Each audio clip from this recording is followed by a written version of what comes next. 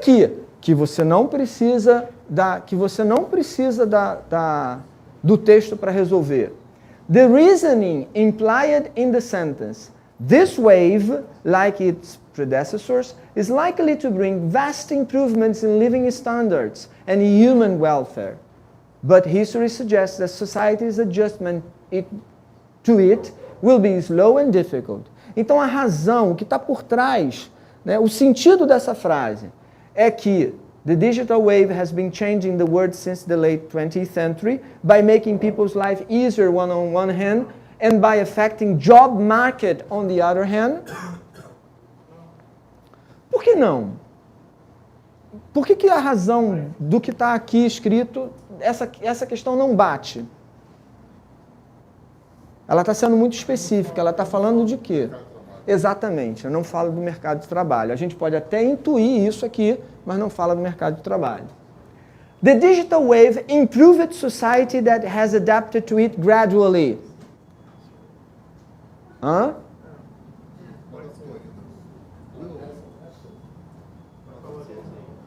Ela... has gradually... Ela é até... Tá faltando alguma coisa aqui, né? Essa adaptação gradual, tá faltando alguma coisa aqui, né? Que essa adaptação ela vai ser dificultosa, é dificultosa. Então, não está totalmente errada, mas... Tá. Isso. Perdão. Você está falando do passado. Isso aí. The digital wave improved society that has adapted to it. Exatamente. Nós estamos falando aqui do futuro e aqui está falando do passado. Perfeito. Sorry. The digital wave can eventually bring great benefits to people's life and society will certainly adjust economically to it. Tem uma pegadinha aqui.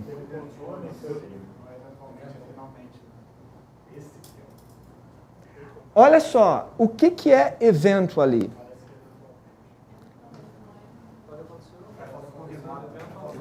Parece que é eventualmente, mas isso é um falso cognato. Tá? Isso é um falso cognato e aí, como no programa de vocês tem isso, fiquem atentos. Can eventually é pode no fim, pode finalmente, eventually é in the end, ok? Então aqui, olha só, a onda digital pode ou poderá no final trazer grandes benefícios às pessoas e a sociedade vai certamente se ajustar economicamente a ela. É isso que está dito ali? Isso aqui é uma afirmativa muito forte, muito positiva. Tá? Isso aqui é pode finalmente. This wave, like its predecessor, is likely to bring. Quer dizer, ela tem uma tendência a trazer, não traz essa certeza que o can eventually traz. Gente, atenção a isso aqui, tá? The digital wave had better improve living levels of welfare, yet the society should adjust to it a little bit slowly.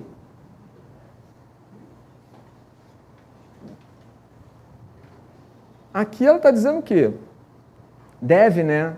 É uma boa ideia que a onda digital melhore os níveis de bem-estar da sociedade, porém, a sociedade deverá se ajustar a isso de forma lenta. É essa a razão que está aqui por trás? Vamos ver a letra E. The digital wave will probably outstand people's living levels of welfare, although the society will barely adjust to the transformations due to historical precedents. Olha, a onda digital vai provavelmente outstand. Não. Melhorar. Outstanding book.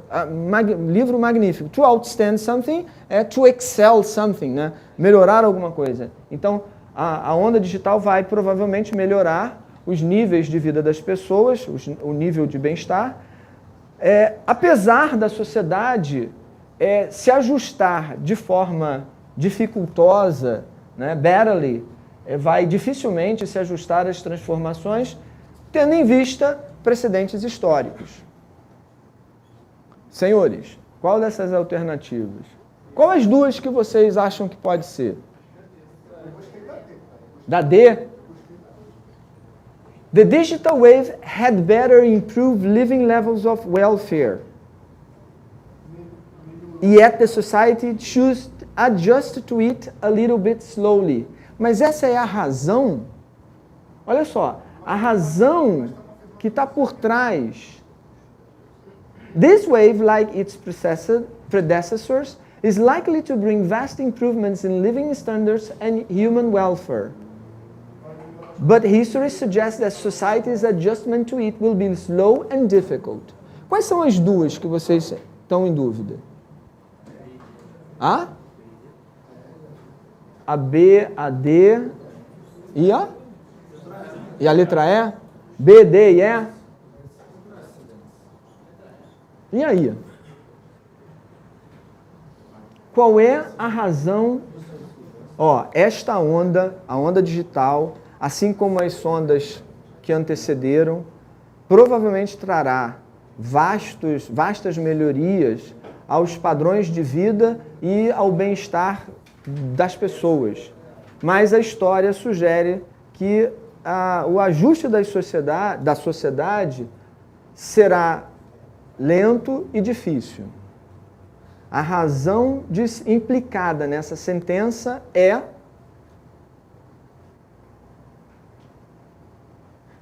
marca aí mentalmente qual é a questão que você faria. Hã? Letra? B? E? E aí, gente? Letra E. A letra E. Aqui, a letra D, ela usa a expressão had better e should, indicando uma opinião, né? Ela tá como deveria, né? Deveria fazer alguma coisa. Ele aqui não está recomendando nada, ele não está fazendo uma recomendação. Na verdade, ele está afirmando algo que a gente pode constatar dessa terceira revolução. Qual é a função do primeiro parágrafo? Olha só, o primeiro parágrafo. Most people are discomfited by radical change, and often for good reason. Both the first industrial revolution, starting in the late 18th century, and the second one, around 100 years later, had their victims who lost their jobs to Cartwright's power loom. Esse Cartwright foi um inventor daquele tiar. O loom é o tiar, aquele tiar que fazia, juntava os tecidos, né, para fazer os tecidos, juntava as linhas e fazia os tecidos, uma das primeiras manufaturas. Então, had their victims who lost their jobs to Cartwright's power loom and later to Edison's electric lighting. Ben's horseless carriage and countless other inventions that changed the world. But those inventions also immeasurably improved many people's lives, sweeping away old economic structures and transforming society. They created new economic opportunity on a mass scale with plenty of new work to replace the old. Esse é o primeiro parágrafo. Esse primeiro parágrafo ele tem a função de introduzir o tópico principal do texto, que é as vantagens e as desvantagens das três revoluções econômicas, a primeira e a segunda revolução industrial e a revolução digital? Não. É introduzir o tópico principal do texto, que é a tecnologia de informação e comunicação, que é a revolução tecnológica da informação e da comunicação, by highlighting, ao fazer destaque entre similitudes entre ela, né, a revolução digital, e os períodos anteriores de avanços econômicos. Não sei. Vamos ver as outras. É to sum up. To sum up é sumarizar, concluir pode ser também os mais importantes temas que darão ao leitor uma ideia geral da finalidade da reportagem especial da Economist. Sumarizar os temas importantes.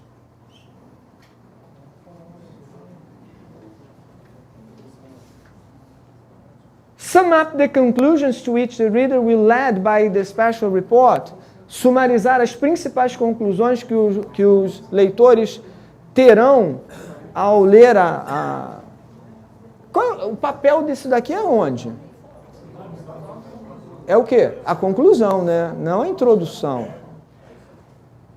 Ele tem uma função de um prólogo, que é o quê?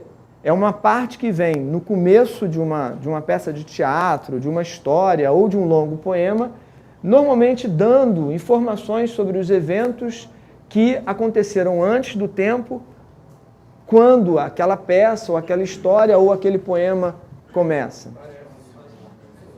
Qual é?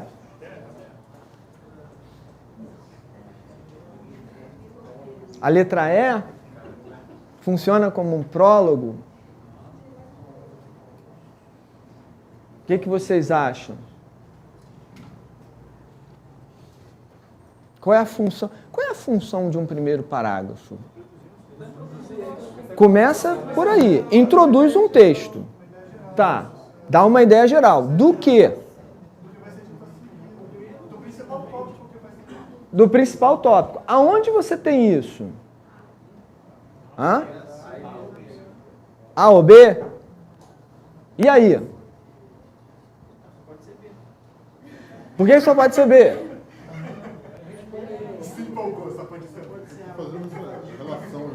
Olha só. Isso aqui foi uma sacanagem que fizeram, tá? Isso aqui foi uma sacanagem. Isso aqui é a definição de prólogo, tá? Isso aqui é a definição de prólogo. Mas, na verdade, a função do primeiro parágrafo deste texto é o quê? É mostrar principalmente qual é o tema principal. E qual é o tema principal desse texto? É a revolução tecnológica da informação e da comunicação. A parte de interpretação, gente, é sempre a parte mais complicada dessas provas. Tá? É a letra B. Essa parte que ele fala, destacando as similaridades, podia ser justificado a direção de uma passagem que ele fala: elas criaram uma nova oportunidade na economia, blá blá blá, Ok, isso. Aqui, essa parte aqui é muito forte, é isso. Ambas fizeram isso. Muito bem. Olha só, ele introduz o texto e ao mesmo tempo faz uma comparação com as outras revoluções. É isso mesmo. Muito bem. Então, aonde que está nesse parágrafo que ele fala de comunicação? Não fala. Não fala. Tá? Most people are discomfited by radical change. Essa ideia, a ideia principal não é essa. Não, seria a revolução de tecnologia mesmo. Tá, então se não é essa, então o que é a letra? Mas não, olha só, mas qual é o tópico principal do texto? Qual é a função desse texto? Introduzir, olha só. Mas é do texto ou é do primeiro parágrafo? Do primeiro parágrafo, mas olha só. Introduzir o tópico principal do texto, que é, olha só, não estou dizendo que esse tópico ele esteja aqui, ele esteja expresso no primeiro parágrafo. Concordo que no texto você fala de informação, comunicação, enfim, essas coisas todas. Mas o que ele está te pedindo é do primeiro parágrafo. O que fala do primeiro parágrafo? Não é o que o... Olha só, introduzir o tópico principal, a função dele, é introduzir o tópico do texto, o tópico principal, estabelecendo o quê? Similitudes entre esse tópico principal e os períodos anteriores de economic advances. Você acharia que seria o qual? A letra C?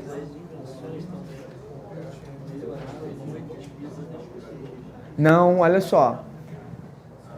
Olha, aí, sumarizar, fazer um resumo dos temas importantes que darão ao tema. Hein, gente? Olha só. Essa letra C não pode, por quê? Que vão dar ao leitor os mais importantes temas. Mas os mais importantes temas não são aqui a primeira e a segunda Revolução Industrial. O tema aqui, o mais importante, não é a perda dos empregos. Eles aqui são detalhes. São detalhes para mostrar que essas revoluções anteriores, elas tiveram prejuízos nas pessoas.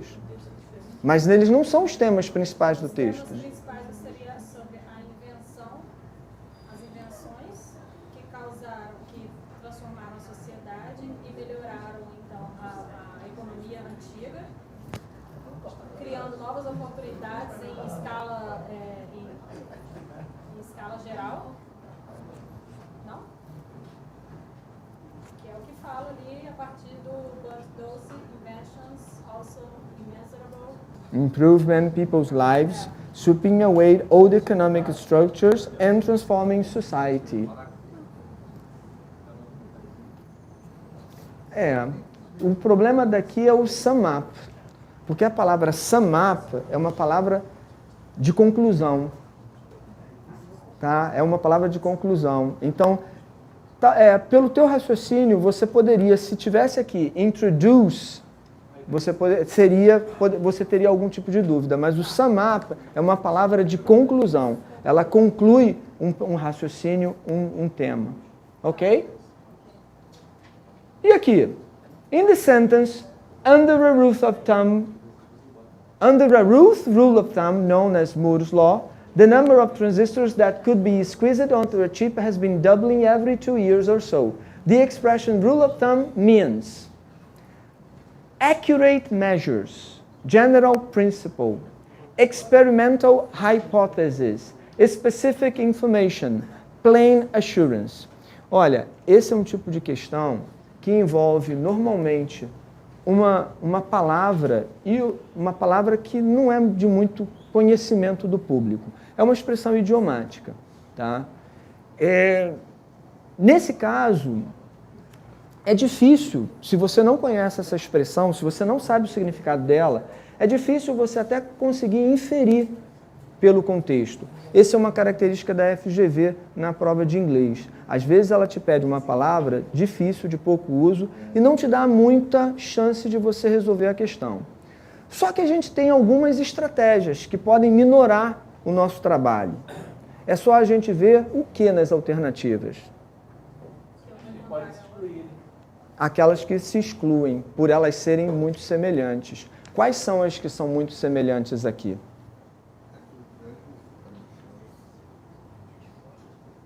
Que são, você tem 3 alternativas aqui que são... Uma teoria experimental é alguma coisa específica, vou botar aqui igual. Uma hipótese experimental e uma formação específica? Não. Quais são as 3? Isso aí, ó, A, D e E. Elas são iguais.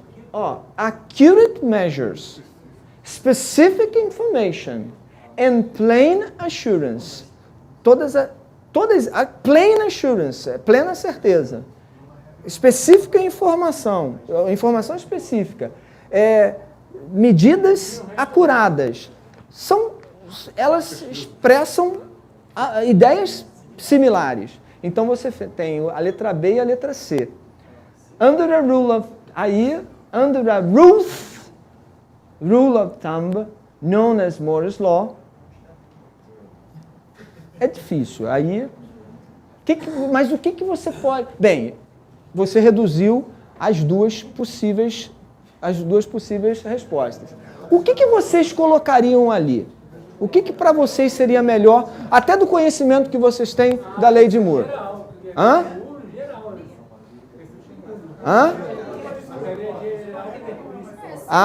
Não. Perfeito. Então, vocês acertariam essa questão?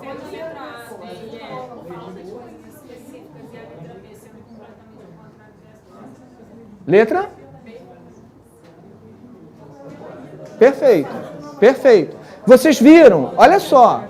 Gente, a FGV no inglês tem o costume de fazer isso. Tem o costume de escolher uma palavra que é difícil, que pouca gente vai conhecer e que vai ser difícil você até inferir pelo contexto aquela palavra. Mas aí você tem alternativa, você tem meios de resolver a questão como essas aqui. Na verdade, olha só, uma rule of thumb, ela é uma regra prática. Depois, na verdade, seria aqui a practical principle. Se você vê o significado de rule of thumb lá no finalzinho desse material, você vai ver. Na verdade, o melhor aqui não seria general, seria practical. Então, a rule of thumb é um princípio prático, é um princípio que você chega mais pela prática do que por uma abstração, tá?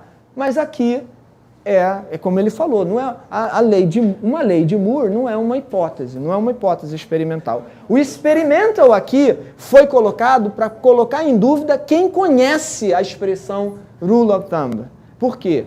Porque é uma regra prática. Então é uma regra baseada na experiência. Tá? Mas não é uma hipótese, é uma regra, é um princípio. Ok?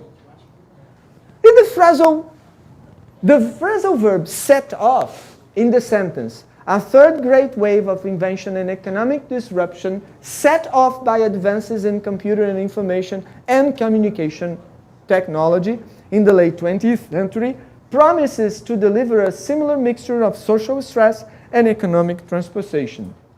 Is a synonym for? Bem, isso aqui é set off. Pega lá o dicionário e você vai ver. To set off a bomb. É explodir uma bomba. Well, I want to set him off the other students. Eu quero distingui-lo dos outros alunos. Então você tem. Agora aqui, de repente, pelo contexto, você tem como fazer a inferência contextual. Ó, uma terceira grande onda de invenções e de ruptura econômica set off por avanços na tecnologia de comunicação e informação em computação, nos últimos, lá no final do século XX, promete entregar, promete dar às pessoas, e promete levar a uma mistura de estresse social e também transformação econômica. E aí? O que vocês... Letra E. Letra E ou? Ótimo. Muito bem. São as duas possíveis. E aí, gente, não tem como. Se você não souber o significado, porque às vezes o cara faz uma pegadinha. To provoke is to make someone angry. To provoke, the original meaning of provoke is to make someone angry. He provoked me to become very angry with the person. É um falso cognato. Aí é um falso cognato. Então, o que é? Initiated. Aí não tem jeito. Você vai encontrar isso. Você tem que prestar atenção. Você acha as duas alternativas, mas você tem que pensar. Se você não conheceu provoke... A letra... Como?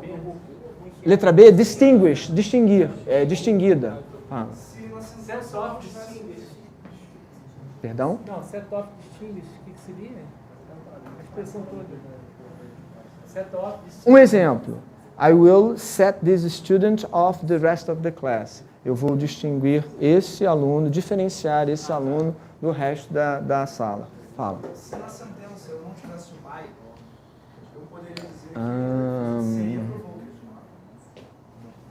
Porque eu poderia, ainda que fosse uma coisa que não me dá uma possibilidade, eu posso dizer que na sentença provocou a... Também tem isso, mas aqui, na verdade, você está certo nesse sentido, porque você não tem o by, Mas, no caso, provoke aqui, se você olhar lá no dicionário, o significado dele é causar um estresse em alguém, normalmente, causar alguma coisa negativa. Tá? Tem esse sentido negativo. Ok? E aí? The special report will argue that the digital revolution is opening up a great divide between a skilled and wealthy few and the rest of society. The function represented by the phrasal verb in bold, will argue, is equivalent to the function developed by the verb in the following sentence. Vocês já me disseram. Qual é a função que é exercida por esse verbo que está aqui? Will argue. Qual é a função que ele exerce, a função gramatical? É de expressar o tempo. Most people are discomfited by radical change and often for good reason. Isso aqui, are discomfited. Que tempo é esse? É o presente, tá? Are discomfited, passive voice. They created new economic opportunity on mass scale. They created. Passado. Transistors have become so small that shrinking them further is likely to push up their course rather than reduce it. Have become é o past perfect, tá? Ele fala sobre o passado sem você especificar o tempo em que ele ocorre. Eu só estou dizendo algo que aconteceu. And innovation is spilling into new areas. In finance, for example, cryptocurrencies like Bitcoin hint at new payment technologies. And in education, the development of new and more effective online offerings may upend the business of higher education. May upend. Devem fazer alguma coisa. Uma possibilidade futura. O may, ele é utilizado para indicar possibilidade normalmente no futuro. Vamos ver a letra E. Some economists are offering radical thoughts on the job destroying power of this new technology wave. Are offering. Present continuous. E aí? Letra D. E aqui também você tem um verbo modal. É uma das funções do verbo modal, may. Ele é utilizado para expressar o futuro. Olha só, quando ele pede a função representada, basta ir no tempo verbal que resolve, tranquilo. Depende. Nessa questão, isso, mas olha só, você vai ter que, esse tipo de questão, ela está aberta. Você vai ter que olhar para as alternativas. Você vai ter que inferir esse tipo de questão com base nas alternativas. Qual tipo de função? Porque aqui você vai, não sei, eu poderia estar falando sobre voz ativa e voz passiva. Tá? Quando eu errei a questão no caso, quando eu vi o argue, eu pensei que seria a função semântica. E quando eu fui para a última sentença, o are offering thoughts, eu pensei que também teria o sentido de argumentação. Teria o sentido semântico de argumentação. Então eu teria marcado a E errado. Tem alguma lógica nisso? Não, totalmente. Você usou. Some economists are offering radical thoughts on the job.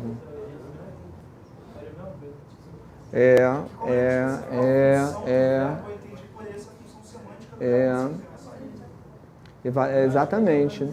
Você tem um ponto também aí. Não posso tirar a tua argumentação, não. Tem sim. Tá? Tem sim.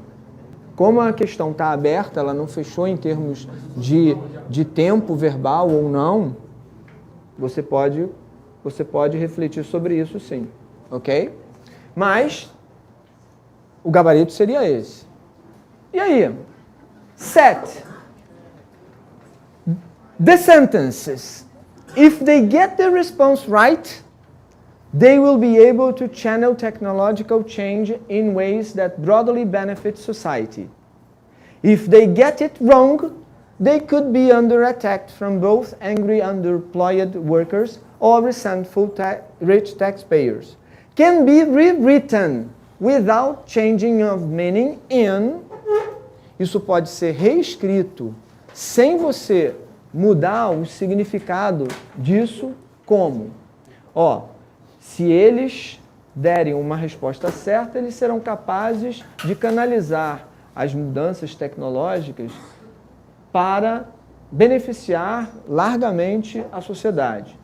Se eles derem uma resposta errada, eles poderiam, né, sofrer ataques, poderão ficar sob ataques tanto de trabalhadores desempregados ou investidores, contribuintes, ricos em contribuintes ressentidos. Isso pode ser reescrito sem você mudar o significado. They will be able to channel technological changes in ways that broadly benefit society, or they could be under attack from both angry unemployed workers and resentful rich taxpayers, whether they get their response right or not. Whether. Not only will they be able to channel technological change in ways that broadly benefit society, but they could also be under attack from both angry unemployed workers and resentful rich taxpayers, regardless of their response. E aí? Regardless não por quê? Não importa a resposta. Então eu já tenho uma aqui eliminada por causa do regardless. Olha só. Não, mas olha só. Não apenas eles vão canalizar as mudanças tecnológicas no sentido de beneficiar a sociedade, mas também eles podem estar sob o ataque de trabalhadores desempregados e ricos contribuintes, independentemente das respostas deles. Ó, if they get the response right, vai acontecer isso. If they get the response wrong, vai ser isso. Então depende de quê? Da resposta dele. Regardless, tá fora. They will be able to channel technological change in ways that broadly benefit society, or they could be under attack from both angry underemployed workers and resentful rich taxpayers, unless they get their responses right or not. A menos que não faz muito sentido. Não faz nem muito sentido. They will be able to channel technological change in ways that broadly benefit society, or they could be under attack from both angry and underemployed workers and resentful rich payers because they get their response right or not. Eles vão canalizar para muitos benefícios, ou eles vão estar sob ataques porque eles vão dar as suas respostas verdadeiras ou não, ou erradas. On one hand, they will be able to channel technological change in ways that broadly benefit society. On the other hand, they could be under attack from both angry underemployed workers and resentful rich players, no matter how they get their response right or not. É o mesmo caso de regardless. Qual é a primeira? Qual é a questão? A D, por quê? Olha só, eles vão ser capazes de canalizar as mudanças tecnológicas de forma a beneficiar a sociedade, ou eles poderão ficar sobre os ataques porque eles vão dar respostas verdadeiras ou erradas. Qual é a função de whether? O que você tem aqui? Você tem duas condicionais. Tá? Você tem duas condicionais aqui. Olha só. Se eles derem a sua resposta, se eles derem a resposta verdadeira, eles vão canalizar para benefícios. Se eles derem a resposta errada, eles poderão estar sobre o ataque. Então, condicional. Olha só, eles poderão ser capazes de levar a benefícios à sociedade ou eles poderão ficar sob o ataque de pessoas insatisfeitas se eles derem respostas verdadeiras ou erradas. No caso de dar uma resposta verdadeira ou errada. Esse whether ali, ele é um sinônimo de if usado quando você tem duas alternativas. Então, na verdade, é a questão A, é a letra A. Ok? Quando tem uma sentença usando whether, por exemplo, whether I'm right or wrong, I'm doing it.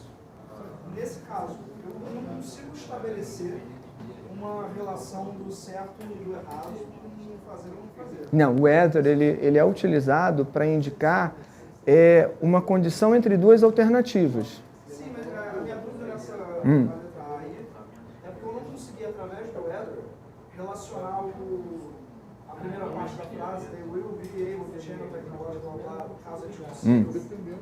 E a segunda parte, no caso, eles não consigam. Através do whether, eu não consegui acessar, conectar o fazer, a primeira parte, no caso do sucesso, e atingir a segunda parte, no caso do fracasso. Eu não consegui fazer essa conexão. Olha, o raciocínio é esse. As duas frases, elas têm condicionais. São duas frases condicionais. Aqui, o que foi feito? Você juntou as alternativas, você juntou as alternativas com os elementos condicionais, com as frases condicionais. Então, ou acontece isso ou aquilo, quando eles derem uma resposta certa ou errada. Na pergunta, não tem uma diversidade. Na pergunta, não tem uma diversidade de assunto. Está tendo uma diversidade. E ali, a grosso modo, na E e na D, é como se fosse uma diversidade. Tem o underhand e o underhand. E o regardless. Mas no matter what, mas no matter how. Uma diversidade, isso está errado. Não tem nada a ver com a... Também. Tá. O da Simone está dizendo de diversidade. Não é? Ok, não. Aqui a questão maior, o que invalida essa questão é o no matter how. Por causa que não está dependendo das respostas. Está dependendo. Aqui o whether, ele tem isso porque depende de dar uma resposta certa ou errada. O whether é o sinônimo de if para esses casos. Ok?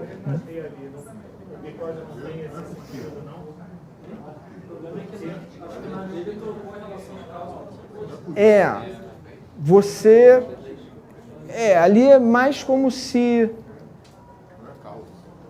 Não é a causa, né? É a condição.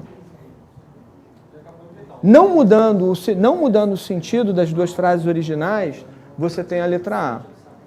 A chave para resolver essa questão daqui é você entender que isso daqui é a condicional, que o if ele pode ser utilizado como um sinônimo de whether e que você tem essa relação entre duas alternativas no primeiro elemento da frase e no segundo elemento da frase. Ok? Vamos lá, gente. Isso aqui é fácil. Qual é a referência? É fácil, tranquilo.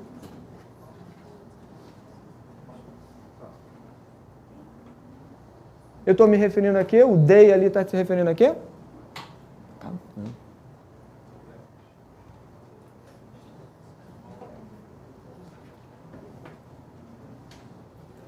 Now they seem to be getting to grips with such things. O pronome they está colocando machines, ok? Isso aqui, eu explico o que é passive voice. E você tem aqui exemplos de passive voice, com exceção de que alternativa? It is driven by. É dirigido. Passive voice. Was made possible. foi feito. Passive. That could be squeezed. Os transitivos que podem ser diminuídos. Has resulted. This exponential growth has resulted. Present perfect. É essa daqui. Okay? E aqui embaixo, computing problems that look insoluble have been cracked. Have been soluted. E finalmente, gente, a minha questão que ela anulou. Olha só. Beneficial effects. Beneficial é um adjetivo. Ela está para benefit, que para mim era um substantivo, benefit, mas pode ser também um verbo.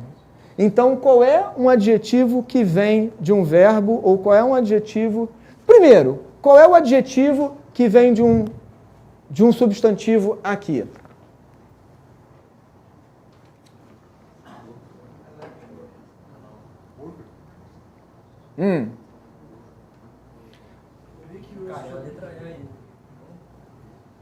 Letra? Ubiquitous é adjetivo e vem de ubiquidade, ubiquity, estar em todo lugar, onipresente. Tá? Então seria a letra E. Porém, você também tem um adjetivo que vem de um verbo aqui, se você interpretar adjetivo que vem do verbo. Qual é? Mastering é um adjetivo que vem do verbo to master, ok? To master. Então, gente, você anulou a questão. É isso aí. Ok, gente, olha só. Obrigado. Tá? Tranquilidade. A prova de inglês, gente, vai ser para vocês a prova mais fácil. Então, é aquela prova que vocês devem deixar para fazer depois que vocês tiverem feito o que é mais importante para vocês, tá? E utilizar o quê? Utilizar... Gente, ignorem o texto no sentido de que provavelmente, isso é a probabilidade, a maior parte das questões de inglês vai ser resolvida sem o texto, tá? Se vocês tiverem tempo, resolvam também as questões que exigem o texto, mas na hora do sufoco, dá preferência para aquelas que podem ser resolvidas sem a necessidade do texto. Gente, qualquer dúvida, qualquer último help, só mandar para mim um e-mail, tá?